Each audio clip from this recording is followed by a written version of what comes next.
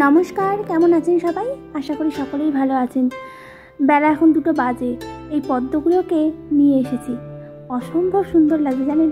এই থোকা পদ্ম ফুলগুলো বিক্রি হচ্ছিল, তাই কতগুলো নিয়ে এসেছি বাড়িতে। দেখলাম যে কিছুক্ষণ থাকে কিনা।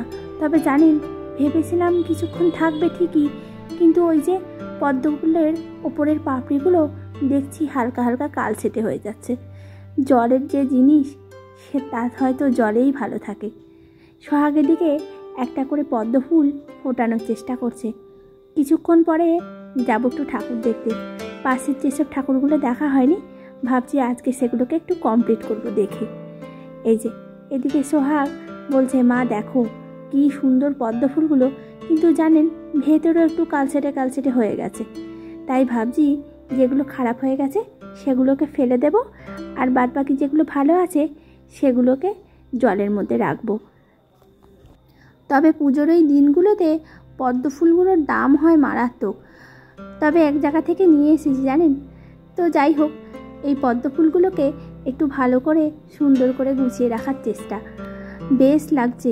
পদ্ম ফুলের কালারগুলো দেখুন, অসম্ভব সুন্দর। তবে এগুলো যদি জলে থাকতো তবে আরও সুন্দর হয়তো হতো। তবে ফুলগুলোকে ভালো করে রেখে দিয়েই সোহাগকে বলবো একটু সাজুগুজু করে নিতে। একটু পরেই বেরোবো, চলুন চটপট সোহাগকে বলি যে রেডি হয়ে নি। তবে পদ্ম ফুলগুলো খুব সুন্দর লাগছে জানেন। এই এক গোছাই পদ্ম আমি প্রথম দেখলাম। এই যে সোহাগ এখানে রেডি হচ্ছে, আর দেখুন ক্যামেরার সামনে কি করছে, এত দুষ্টুমি চলছে।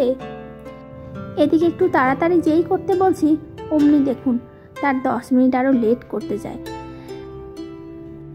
যতই কিছু হয়ে যাক না কেন, নিচের এই অঙ্গভঙ্গিগুলো একটু দেখাতেই হবে।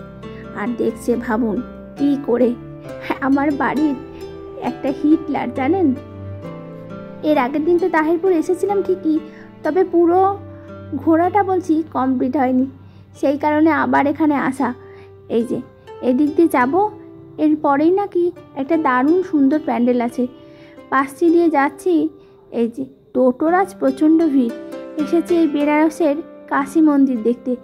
অসম্ভব সুন্দর যে ঘাটগুলো আছে বেনারসে, সেই সব ঘাটগুলোকে একটু একটু করে তুলে ধরার চেষ্টা করেছে। আর ওই যে সন্ধেবেলায় ওখানে সন্ধ্যা আরতি হয়। বিয়ের পর একবার সুযোগ হয়েছিল বেনারসে যাওয়ার। এই মন্দিরটাকে কাছ থেকে দেখা খুব আগ্রহী ছিলাম জানেন। দেখুন কত ভিড়, আর চতুর্দিকে মানুষের ঢল নেমেছে। এই যে মন্দিরখানা দেখুন কত সুন্দর, লাইটের কালেকশন দিয়েছে, মনে হচ্ছে যেন একদম ছবিতে আঁকা। অসম্ভব সুন্দর। তখন যখন গিয়েছিলাম মন্দিরখানা বেশ সুন্দর লেগেছে জানেন। তারপর যে ঘাটগুলো আছে, অনেক রকমের ঘাট আছে জানেন, এক একটা নাম। তবে সেই নামগুলো এখন খুব একটা মনে নেই। তবে অনেক পুরনো আর ঐতিহ্যপূর্ণ একটি শহর। সোহাগ এসে এখানে একটু দাঁড়ালো, রেস্ট নিচ্ছে জানেন। অনেকটা পথ তো হেঁটেছে, আর মনে হয় হাঁটতে পারছে না। মন্দিরের আশেপাশে আরও অনেক মন্দির আছে জানেন, সেগুলো দেখার মতো। তবে এখানে বলছি বহু মানুষ এসেছে।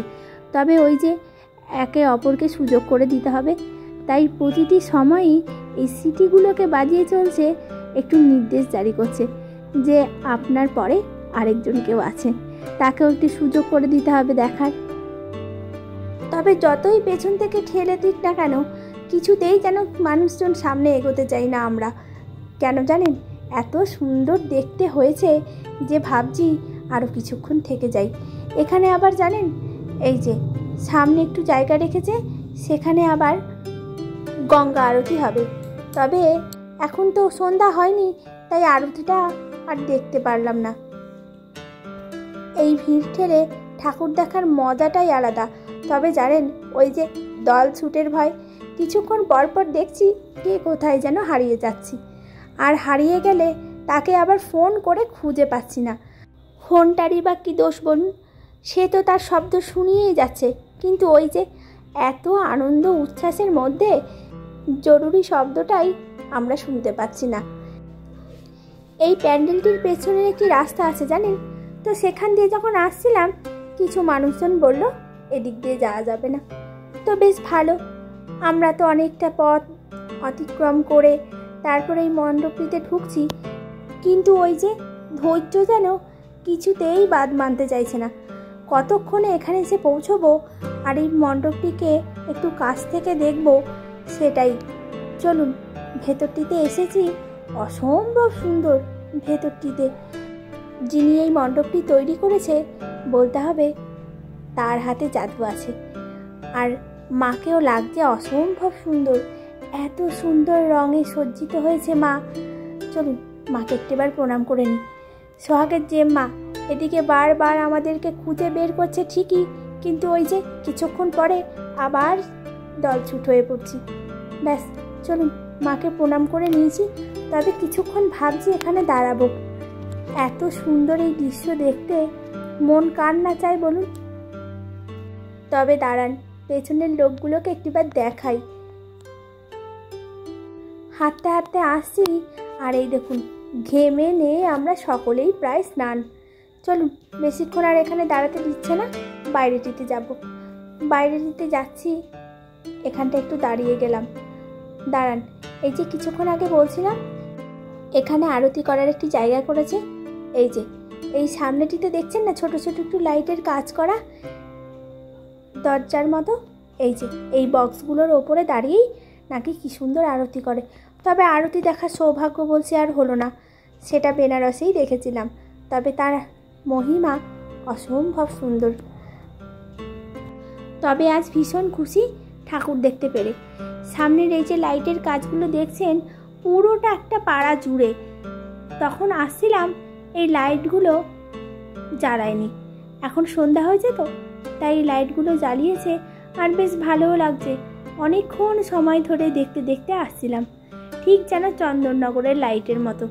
চন্দননগরে জানেন জগদ্ধাত্রীপুরতে যখন যাই ঠিক এইরকমই লাইট দেওয়া থাকে, তবে ওখানে লাইটের কাজের জন্যই চন্দননগর বিখ্যাত। চলুন, অনেকটা পথ হাঁটতে হবে, তাই একটু তাড়াতাড়ি যাব। আজকে বিজয়া দশমী, তাই আমাদের বাড়িতে একটি রিচুয়াল আছে জানেন। ঠাকুর যাওয়ার পরপরই মা আমাদের সকলকে আশীর্বাদ করে, তাই নিয়ম অনুসারে চন্দনকেই আগে শুরু করলো। আর এই যে সোহাগ পাশে বসে আছে, ভাবছে কখন তাকে আশীর্বাদ করবে। ছোটবেলায় এই দিনটির জন্য ভারী অপেক্ষা করতাম, পুরো একটা বছর জানেন। তখন বাড়িতে সকলে একসঙ্গে এই দিনটি বেশ সুন্দরভাবে আমাদের কাটতো। তবে আজকে জানেন ঠাকুর দেখে বেশ আনন্দ হলো, সকলে একসঙ্গে ঠাকুর দেখলাম, একটু নিজেদের মতো সময় কাটানো। বছরের এই কয়েকটি দিন হয় এইরকম, বাঙালিদের একান্ত আপন। বাঙালিরা এই দিনগুলোর জন্য ভীষণভাবে অপেক্ষা করে, পুরো আবার একটা বছরের অপেক্ষা করব। তবে মা আসবে আসবে এটাই হয়তো খুব সুন্দর জানেন। এই যে পুজো আসবে, এটা অনেকটা সময় ধরে মানুষকে আনন্দ দেয়, কিন্তু পুজো যেই শেষ হয়ে যায় মনটা ভারী যেন বিষাদে ভরে ওঠে।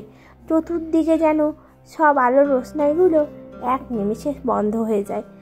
তবে কিছুদিন পরেই আছে লক্ষ্মী পুজো, ভাবছি এবার গ্রামে দিদির বাড়িতে যাব, সঙ্গে আপনাদেরকেও নিয়ে যাব। সোহাগ এখানে আশীর্বাদ করেছে। এই যে চন্দন এখানে মিষ্টি খুব বেশি খায় না, তাই বলছে যে আমার মিষ্টিটাও তুই খেয়ে নে। সোহাগ তাতে ভীষণ খুশি, সোহাগ মিষ্টি খেতে দারুণ পছন্দ করে। আশীর্বাদ স্বরূপ যা পাওয়া যায় তাই যেন মনটা ভালো করে দেয় জানেন। তবে চন্দন বলছি কখনো নিতে চায় না, তাই আমি বললাম তোমার যদি নাই প্রয়োজন হয় তাহলে আমাকেই দাও, আমি তো ভীষণ খুশি। এই যে সোহাগ আবার আসছে জানেন, ওর একটা ছোট্ট ব্যাগ আছে, সেটিতে একটু একটু করে টাকা জমায়। এই যে কত টাকা হয়েছে ভাবুন একবার, একদিনেই একদম করোড়পতি হয়ে গেছে ও। আর মনটাও দারুণ খুশিতে ভরপুর, দিদুন দিয়েছে বলে কথা। ছোটোবেলাটা সোহাগের মতো আমাদেরও কেটেছে জানেন, দিদুন যদি কিছু হাতে দিত বেশ ভালো লাগতো। মা এখানে আমাকে আশীর্বাদ করছে। চলুন তাহলে ভিডিওটি এখানেই শেষ করলাম। ভিডিওটি কেমন লাগলো একটিবার কমেন্ট করে জানাবেন, ভালো লাগলে একটি লাইক করবেন, আজ তবে আসি, আবার দেখা হবে নতুন একটি ভিডিওতে। ততক্ষণ ভালো থাকবেন, সুস্থ থাকবেন আর সকলকে ভালো রাখবেন।